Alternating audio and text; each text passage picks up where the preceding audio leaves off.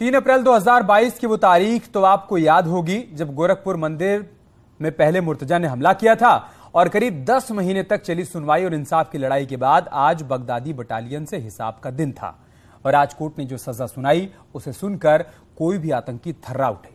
ATS के special court ने आतंकी मुर्तजा को सजाए मौत यानी कि फांसी की सजा सुनाई है। तो चलिए अब आपको ग्राफिक्स के जरिए समझाते हैं कि पूरा मामला क्या है और कब कब क्या क्या हुआ। मुर्तजा अब्बासी को आज फांसी की सजा सुनाई गई। 9 अलग अलग धाराओं में उसको यह सजा सुनाई गई। 3 अप्रैल 2022 को गोरखनाथ मंदिर में हमला हुआ था। हमले में कई पीएसी के जवान घायल हो गए थे। 4 अप्रैल को ही मुर्तजा की गिरफ्तारी हुई थी और 16 अप्रैल को मुर्तजा यूएपीए के तहत आतंकी घोषित किया गया था। लंबी सुनवाई के बाद अब उसे सजा सुनाई गई है और सजा के तौर पर उसको सजाए मौत दी।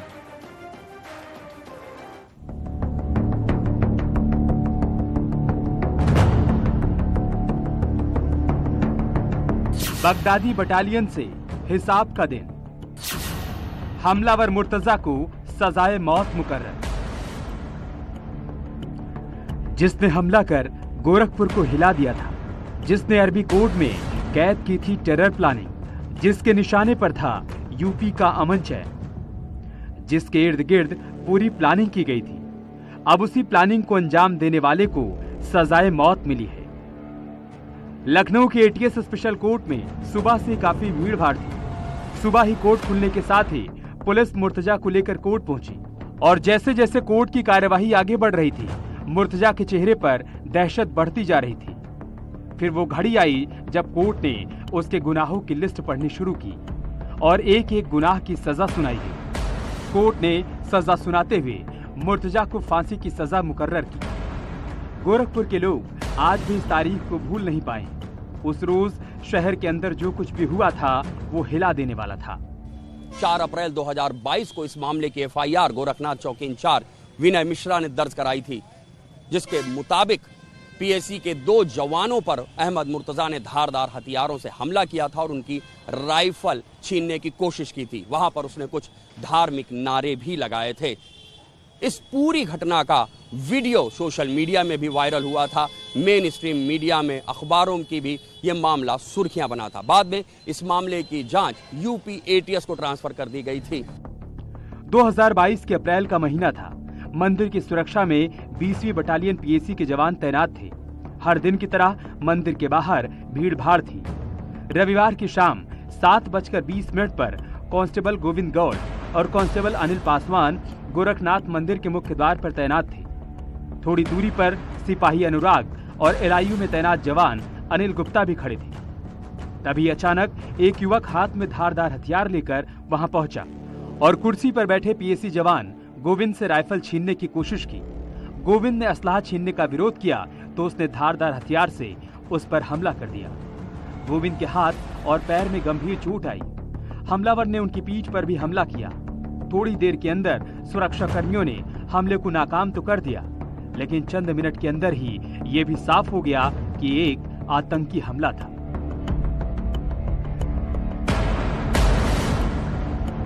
मंदिर के गेट पर हमला हुआ था तो उस वक्त सुरक्षा कर्मी इस तरीके के अटैक के लिए बिल्कुल तैयार नहीं थे। उसके बाद भी उन्होंने इस हमले को नाकाम कर दिया। एक वो दिन था और एक आज का दिन है जब चप्पे चप्पे पर सुरक्षा व्यवस्था बेहद सख्त है। गोरखनाथ मंदिर पर हमले के करीब 10 महीने बाद आज एक बार फिर इस घटना की यादें ताजा हो गईं, क्योंकि आज इंसाफ का दिन था जब कोर्ट ने मुर्तजा अब्बासी को उसके गुनाहों की सजा सुनाई। सजा के ऐलान के साथ ही साफ हो गया कि हिंदुस्तान के अमन चैन पर नजर डालने वालों का यही अंजाम होगा, फिर चाहे वो दहशतगर्द सीमा के अंदर का हो या सीमा पार से आया आतंकवादी हो। Bureau report, news 18।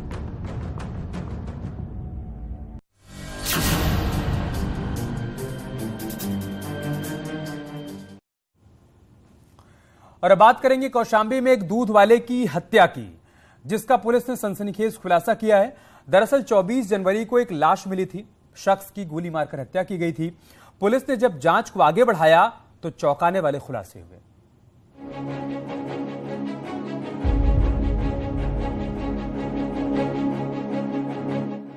पुलिस गिरफ्त में खड़ा हत्यारोपी उस बहुचर्चित हत्याकांड का सूत्रधार है जिसने पूरे कौशांबी को हिलाकर रख दिया था।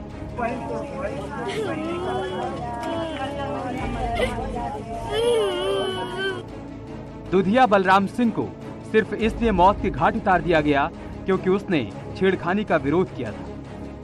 24 जनवरी को एक दूध वाले की गोली लगी लाश बरामद हुई थी। तब पुलिस को कोई अंदाजा नहीं था हत्या किसने और क्यों की, लेकिन जांच जैसे जैसे आगे बढ़ी केस पानी की तरह साफ होता चला गया।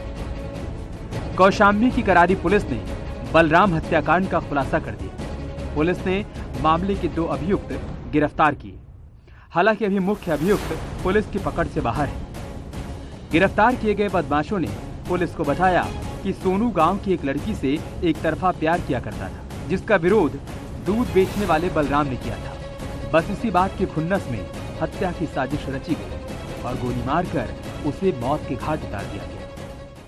कि सोनू का एक युवती से प्रेम संबंध था, जिस प्रेम संबंध क्या बातचीत होती थी, लड़की मना करती थी, फिर भी वो लड़की से बातचीत करने के लिए दबाव बनाता था। इस पे उसके परिवार वालों ने बलराम यादव से कहा कि आपके गांव का लड़का है, आप उसे मना कर दीजिए। तो उन लोगों ने, बलराम ने उसको मना किया और कई बार उसको डांटा फटकारा भी। वहां उसने उसके तमंचे से उनके गोली मार दी, जिससे उनकी हत्या उसी समय मौके पे मृत्यु हो गई। दरअसल सोनू नाम के युवक को दूसरे गांव की एक युवती से एक तरफा प्यार हो गया था।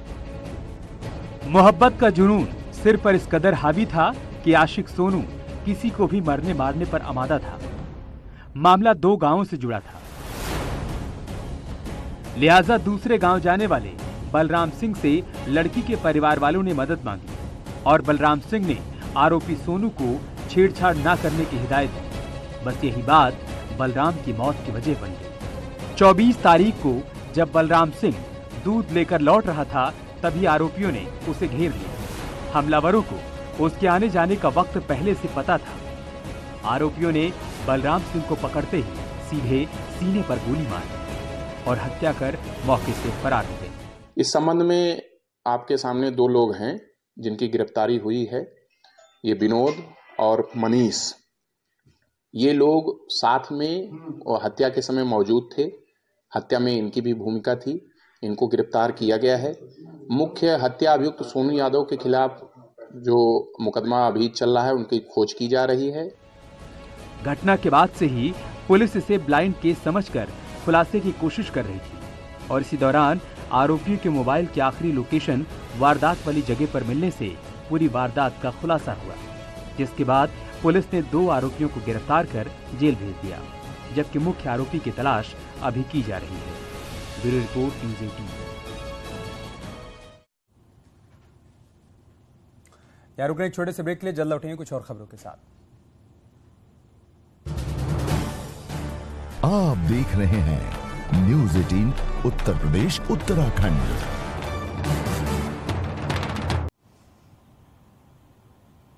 तो सुना आपने राजू दास का क्या कहना था। कांग्रेस नेता आचार्य प्रमोद कृष्णम ने समाजवादी पार्टी नेता स्वामी प्रसाद मौर्य के खिलाफ राष्ट्रद्रोह का मुकदमा चलाने और